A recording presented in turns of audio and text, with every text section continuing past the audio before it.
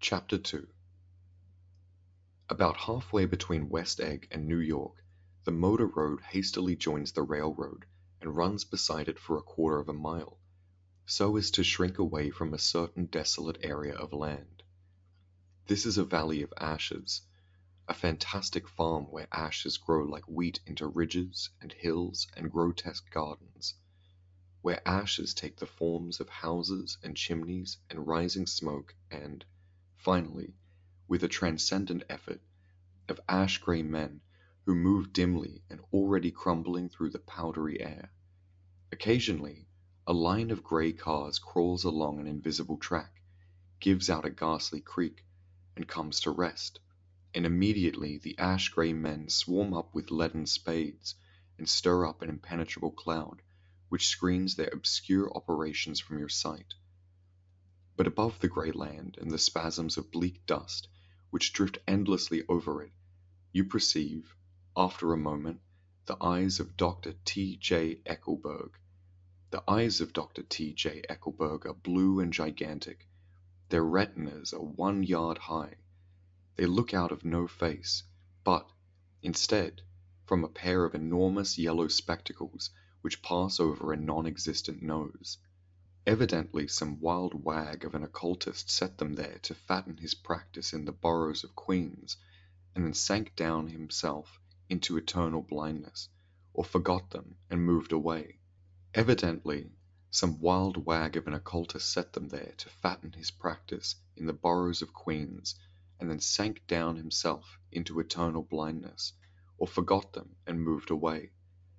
But his eyes, dimmed a little by many paintless days under the sun and rain, brood on over the solemn dumping ground. The valley of ashes is bounded on one side by a small foul river, and when the drawbridge is up to let barges through, the passengers on waiting trains can stare at the dismal scene for as long as half an hour. There is always a halt there of at least a minute, and it was because of this that I first met Tom Buchanan's mistress. The fact he had one was insisted upon wherever he was known. His acquaintances represented the fact that he had turned up in a popular restaurant with her and, leaving her at a table, sauntered about, chatting with whomever he knew. Though I was curious to see her, I had no desire to meet her, but I did. I went up to New York with Tom on the train one afternoon, and when we stopped by the ash heaps, he jumped to his feet and, taking hold of my elbow, literally forced me from the car. "We're getting off," he insisted. "I want you to meet my girl." I think he'd tanked up a good deal at luncheon, and his determination to have my company bordered on violent. The superfluous assumption was that on Sunday afternoon I had nothing better to do. I followed him over a low whitewashed railroad fence, and we walked back 100 yards along the road under Doc Eckelberg's persistent stare. The only building in sight was a small block of yellow brick, sitting on the edge of the wasteland, a sort of compact Main Street, ministering to it, and contiguous to absolutely nothing. One of the 3 shops it contained was for rent, and another was an all-night restaurant, approached by a trail of ashes. The third was a garage, repairs, George B. Wilson, cars bought and sold, and I followed Tom inside. The interior was unprosperous and bare. The only car visible was the dust-covered wreck of a Ford which crouched in a dim corner. It had occurred to me that this shadow of a garage must be a blind, and that sumptuous and romantic apartments were concealed overhead, when the proprietor himself appeared in the door of an office, wiping his hands on a piece of waste. He was a blond, spiritless man, anemic and faintly handsome. When he saw us, a damp gleam of hope sprang into his light blue eyes. "Hello, Wilson, old man," said Tom, slapping him jovially on the shoulder. "How's business?" "I can't complain," answered Wilson unconvincingly. "When are you going to sell me that car?" "Next week. I've got my man working on it now." "Works pretty slow, don't he?" "No, he doesn't. And if you feel that way about it, maybe I'd better sell it somewhere else after all." "I don't mean that," explained Wilson quickly. "I just mean—" His voice faded off, and Tom glanced impatiently around the garage. Then I heard footsteps on the stairs, and in a moment, the thickish figure of a woman blocked out the light from the office door. She was in the middle 30s and faintly stout, but she carried her surplus flesh sensuously, as some women can. Her face, above a spotted dress of dark blue crater sheen, contained no facet or gleam of beauty, but there was an immediate perceptible vitality about her, as if the nerves of her body were continually smouldering. She smiled slowly and, walking through her husband as if he were a ghost, shook hands with Tom, looking him flush in the eye. Then she wet her lips, and without turning around, spoke to her husband in a soft, coarse voice. "Get some chairs, why don't you, so somebody can sit down." "Oh, sure," agreed Wilson hurriedly, and went toward the little office, mingling immediately with the cement color of the walls.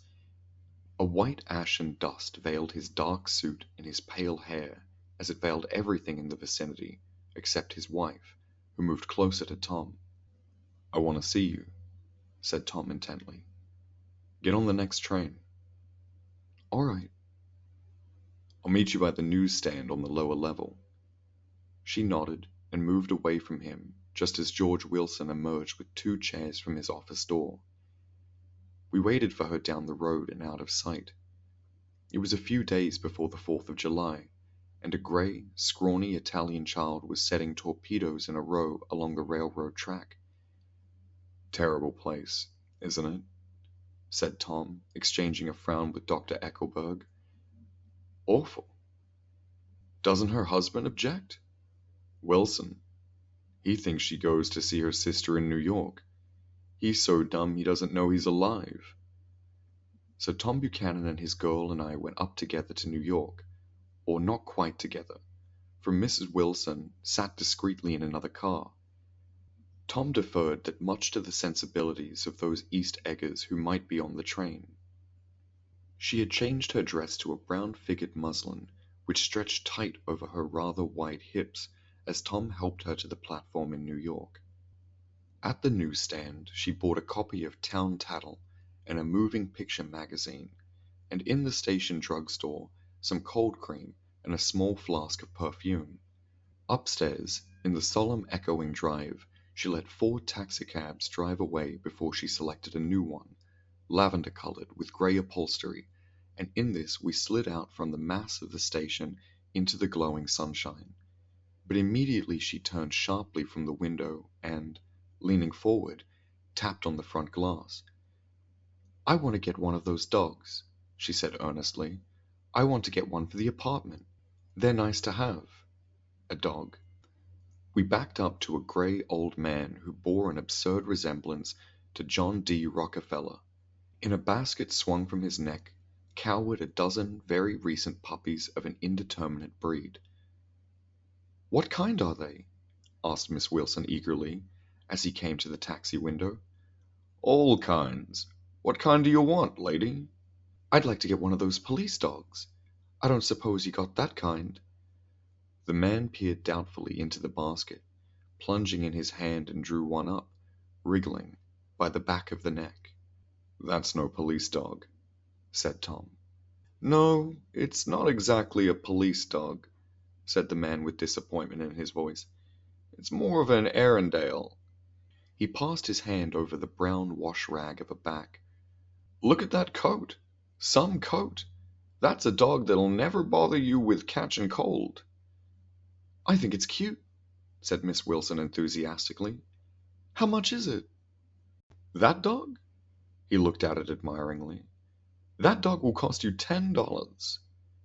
The Airedale, undoubtedly there was an Airedale concerned in it somewhere, though its feet were startlingly white, changed hands and settled down in Miss Wilson's lap, where she fondled the weatherproof coat with rapture. "Is it a boy or a girl?" she asked delicately.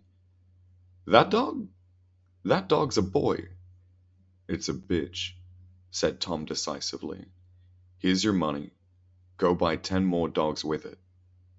We drove over to Fifth Avenue, so warm and soft, almost pastoral. on the summer Sunday afternoon that I wouldn't have been surprised to see a great flock of white sheep turn the corner. "Hold on," I said. "I have to leave you here." "No, you don't," interposed Tom quickly. "Myrtle'll be hurt if you don't come up to the apartment. Won't you, Myrtle?" "Come on," she urged. "I'll telephone my sister Catherine. She's said to be very beautiful by people who ought to know." "Well, I'd like to, but—" We went on, cutting back again over the park toward the West Hundreds. At 158th Street, the cab stopped at one slice in a long white cake of apartment houses. Throwing a regal homecoming glance around the neighborhood, Mrs. Wilson gathered up her dog and her other purchases and went hauntingly in. "I'm going to have the McKees come up," she announced as we rose in the elevator. "And of course, I gotta call up my sister too." The apartment was on the top floor. A small living room, a small dining room, a small bedroom, and a bath. The living room was crowded to the doors with a set of tapestried furniture entirely too large for it, so that to move about was to stumble continually over scenes of ladies swinging in the garden of Versailles. The only picture was an over-enlarged photograph, apparently a hen sitting on a blurred rock. Looked at from a distance, however, the hen resolved itself into a bonnet, and the countenance of a stout old lady beamed down into the room. Several old copies of Town Tattle lay on the table together with a copy of Simon Called Peter and some of the small scandal magazines of Broadway. Mrs. Wilson was first concerned with the dog. A reluctant elevator boy went for a box full of straw and some milk, to which he added, on his own initiative, a tin of large, hard dog biscuits, one of which decomposed apathetically in the saucer of milk all afternoon. Meanwhile Tom brought out a bottle of whiskey from a locked bureau door.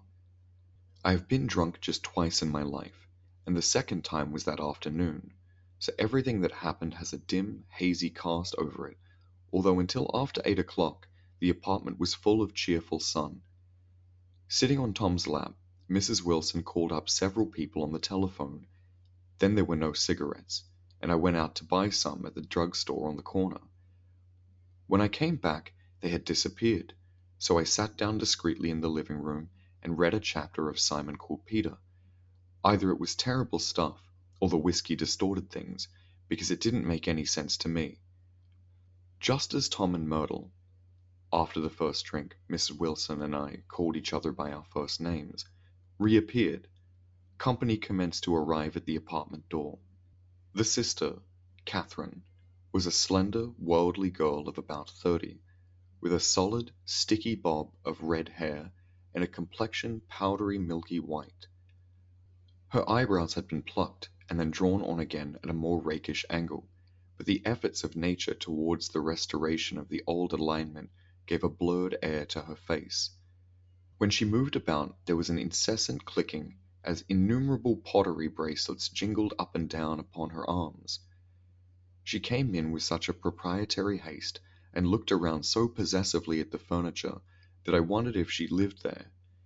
But when I asked her, she laughed immoderately, repeated my question aloud, and told me she lived with a girl-friend at a hotel. Mr. McKee was a pale, feminine man from the flat below. He had just shaved, for there was a white spot of lather on his cheekbone, and he was most respectful in his greeting to everyone in the room. He informed me that he was in the artistic game, and I gathered later that he was a photographer and had made the dim enlargement of Miss Wilson's mother, which hovered like an ectoplasm on the wall. His wife was shrill, languid, handsome, and horrible. She told me with pride that her husband had photographed her 127 times since they had been married. Mrs. Wilson had changed her costume some time before, and was now attired in an elaborate afternoon dress of cream-colored chiffon, which gave out a continual rustle as she swept about the room. With the influence of the dress, her personality had also undergone a change. The intense vitality that had been so remarkable in the garage was converted into impressive hauteur. Her laughter, her gestures, Her assertions became more violently affected moment by moment, and as she expanded the room grew smaller around her, until she seemed to be revolving on a noisy, creaking pivot through the smoky air. "My dear," she told her sister in a high, mincing shout, "most of these fellas will cheat you every time. All they think of is money. I had a woman up here last week to look at my feet, and when she gave me the bill, you'd have thought she had my appendicitis out." "What was the name of the woman?" asked Mrs. McKee. "Mrs. Eberhart.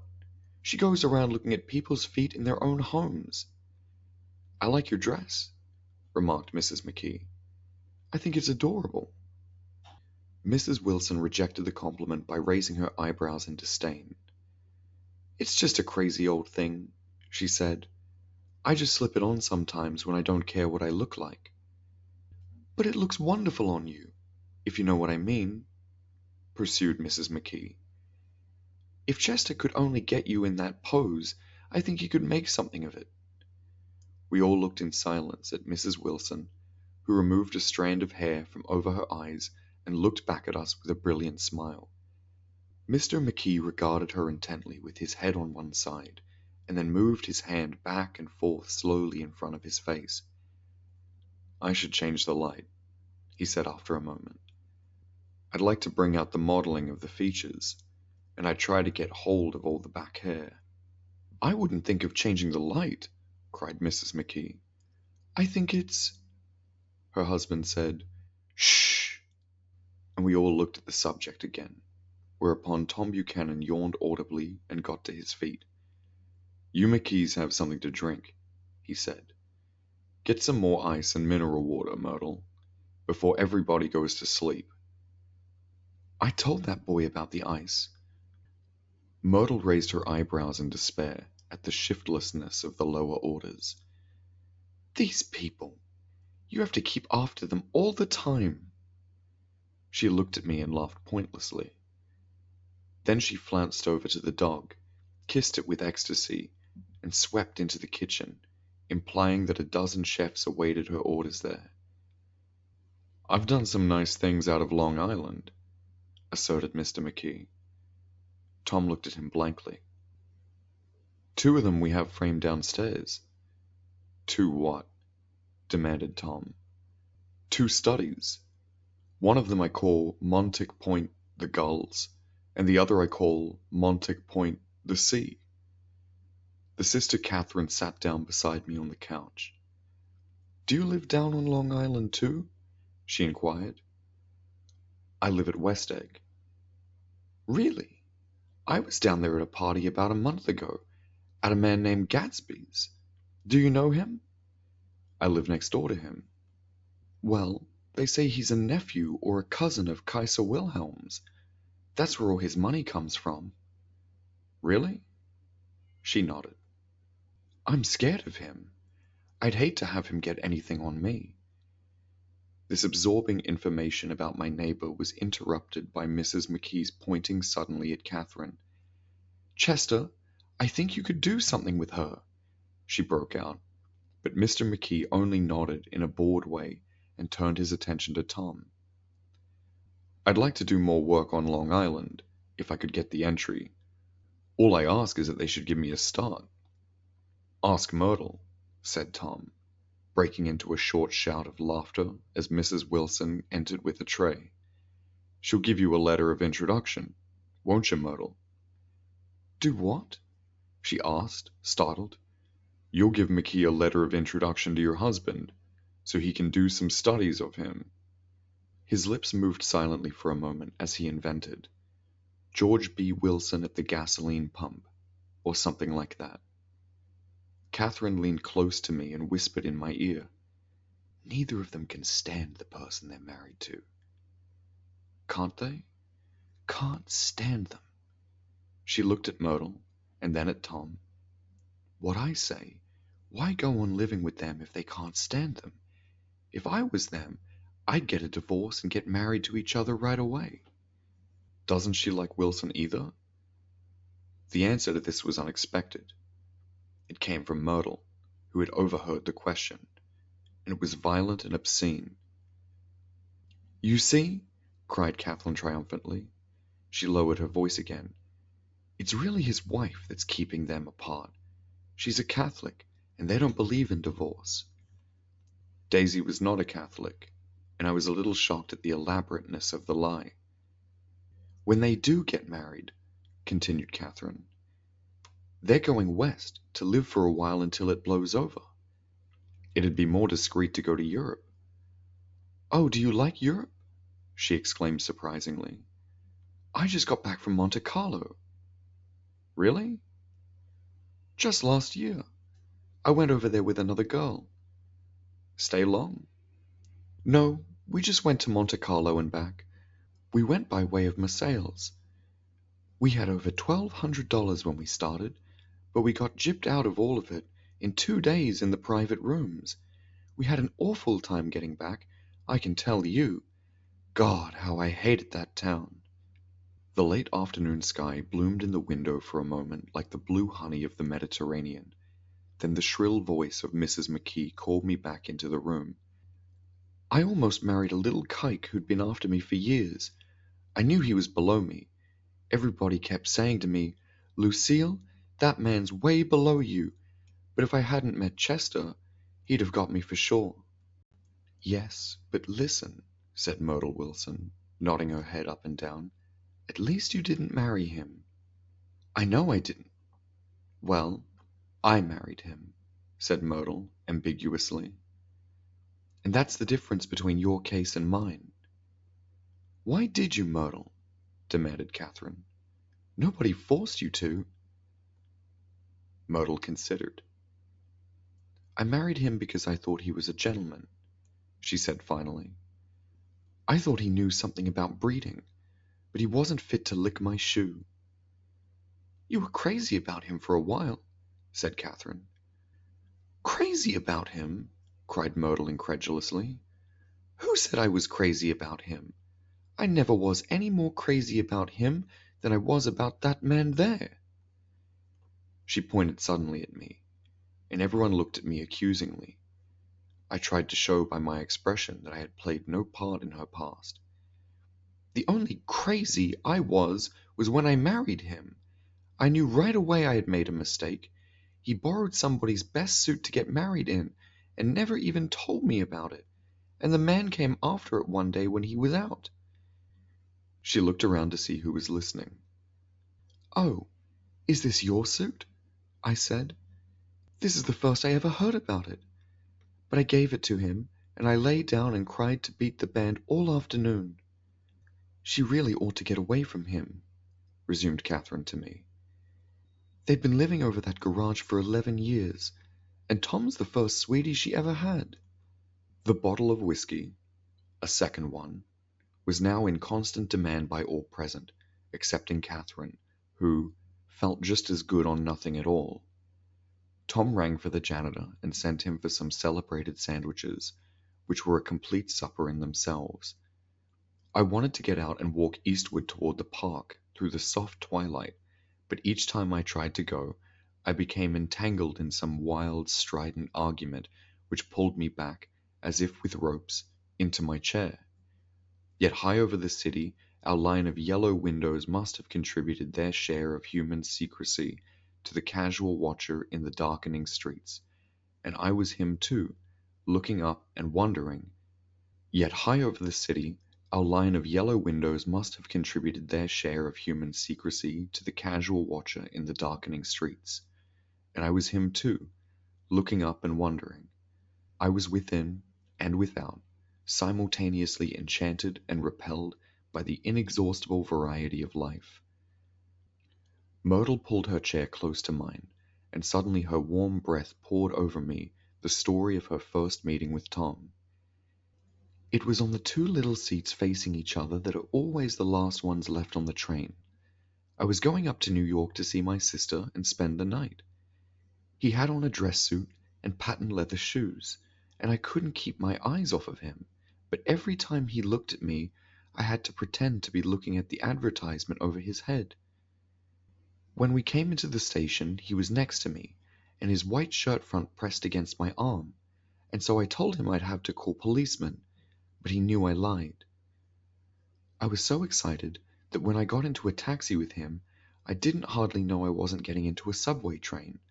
All I kept thinking about, over and over, was, "You can't live forever. You can't live forever." She turned to Mrs. McKee, and the room rang full of her artificial laughter. "My dear," she cried, "I'm going to give you this dress as soon as I'm through with it. I've got to get another one tomorrow. I'm going to make a list of all the things I've got to get. A massage and a wave, and a collar for the dog, and one of those cute little ashtrays where you touch a spring, and a wreath with a black silk bow for Mother's grave that'll last all summer. I gotta write down a list so I won't forget all the things I got to do tomorrow." It was 9 o'clock. Almost immediately afterward I looked at my watch and found it was 10. Mr. McKee was asleep on a chair with his fists clenched in his lap, like a photograph of a man of action. Taking out my handkerchief, I wiped from his cheek the remains of the spot of dried lather that had worried me all the afternoon. The little dog was sitting on the table, looking with blind eyes through the smoke, and from time to time groaning faintly. People disappeared, reappeared, made plans to go somewhere, and then lost each other, searched for each other, found each other a few feet away. Sometime towards midnight, Tom Buchanan and Mrs. Wilson stood face to face, discussing in impassioned voices whether Mrs. Wilson had any right to mention Daisy's name. "Daisy, Daisy, Daisy!" shouted Mrs. Wilson. "I'll say it whenever I want to. Daisy, Making a short deft movement, Tom Buchanan broke her nose with an open hand. Then there were bloody towels upon the bathroom floor, and women's voices scolding, and high over the confusion a long broken wail of pain. Mr. McKee awoke from his doze and started in a daze towards the door. When he had gone halfway he turned around and stared at the scene, his wife and Catherine scolding and consoling as they stumbled here and there among the crowded furniture with articles of aid, and the despairing figure on the couch, bleeding fluently, and trying to spread a copy of Town Tattle over the tapestry scenes of Versailles. Then Mr. McKee turned around and continued on out the door. Taking my hat from the chandelier, I followed. "Come to lunch some day," he suggested, as we groaned down the elevator. "Where?" "Anywhere." "Keep your hands off the lever," snapped the elevator boy. "I beg your pardon," said Mr. McKee with dignity. "I didn't know I was touching it." "All right," I agreed. "I'll be glad to." I was standing beside his bed, and he was sitting up between the sheets, clad in his underwear, with a great portfolio in his hands. Beauty and the Beast, Loneliness, Old Grocery Horse, Broken Bridge. Then I was lying half asleep in the cold lower level of the Pennsylvania station, staring at the Morning Tribune, and waiting for the 4 o'clock train.